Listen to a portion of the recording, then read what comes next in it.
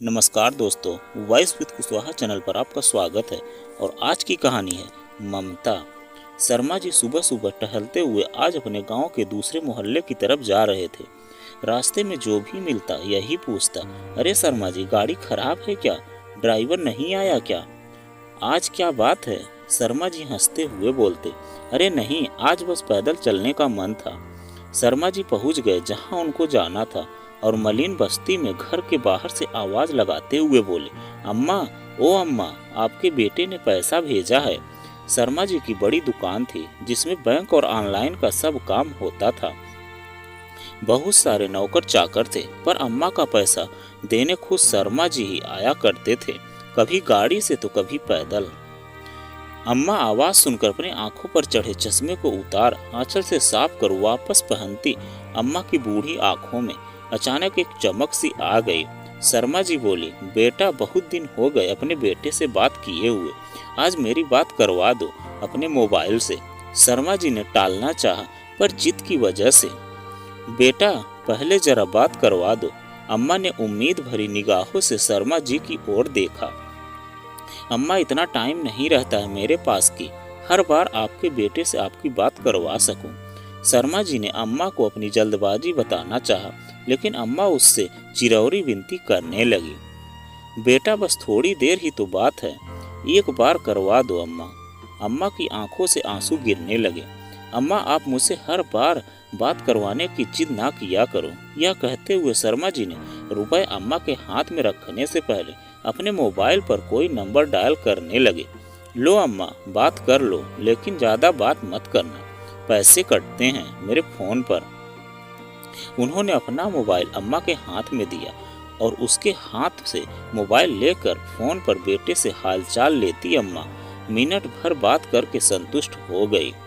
उनके झुर्रीदार चेहरे पर मुस्कान छा गई। पूरे 2000 रुपए हैं अम्मा। यह कहते हुए शर्मा जी ने 100-100 के 20 नोट अम्मा की ओर बढ़ा दिए। रुपए हाथ में लेकर गिनती करती अम्मा ने शर्मा जी को इशारा किया। अब क्या हुआ अम्मा? यह 100 रुपए रख लो बेटा। क्यों अम्मा? शर्मा जी ने आश्चर्य से पूछा। हर महीने रुपए पहुंचाने के साथ साथ मेरे बेटे से मेरी बात भी करवाने, कुछ तो खर्चा होता होगा ना? अरे नहीं अम्मा, रहने दीजिए। शर्मा जी लाख मना करते रहे, लेकिन अम्मा ने जबरदस्ती उनकी मुट्ठी में 100 रुपए थमा दिए और वह वहां से वापस जाने को मुड़ गई। अपने घर में अकेली रहने वाली अम्मा भी उसे ढेरों आशीर्वाद देती अपने घर के भीतर चली गई। शर्मा जी अभी कुछ कदम ही वहां से आगे बढ़ा था कि किसी ने उसके कंधे पर हाथ रखा। पीछे मुड़कर उन्होंने देखा तो उस कस्बे में उनकी जान पहचान का एक चेहरा सामने खड़ा था। मोबाइल फोन की दुकान चलाने वाला बाबूलाल को सामने पाकर वो बहुत हैरान हुए। भाई साहब, आप यहाँ कैसे?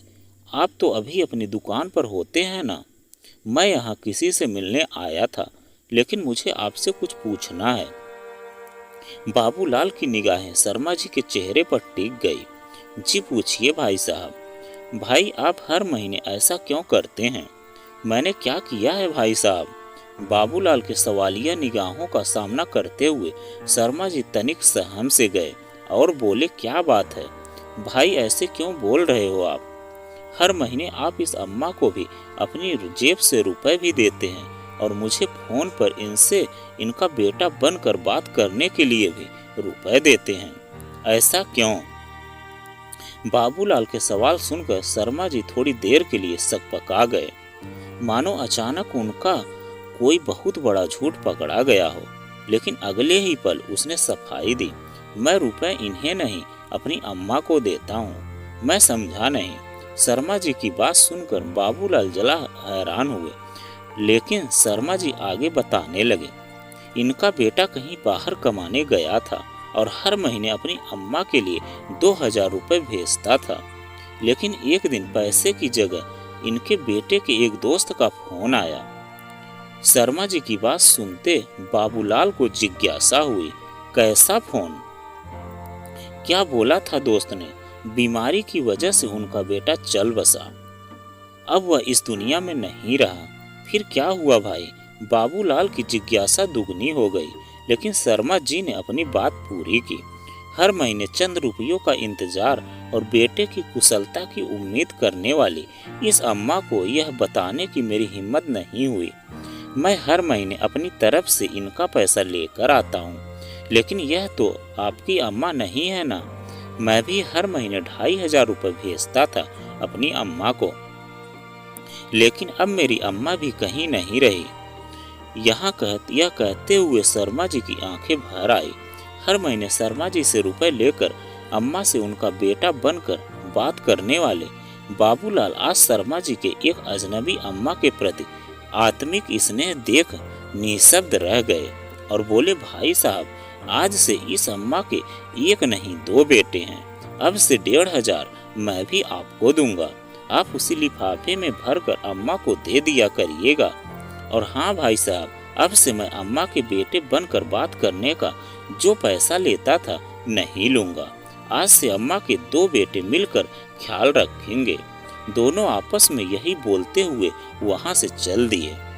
तो दोस्तों, यह कहानी आपको कैसी लगी कमेंट में लिखकर जरूर बताइएगा। अगर आप हमारे चैनल पर नए हैं तो प्लीज़ चैनल को सब्सक्राइब कीजिएगा और वीडियो को लाइक कीजिएगा। तो चलिए मिलते हैं एक नई कहानी के साथ में एक नए वीडियो में। कहानी सुनने के लिए आपका बहुत बहुत धन्यवाद।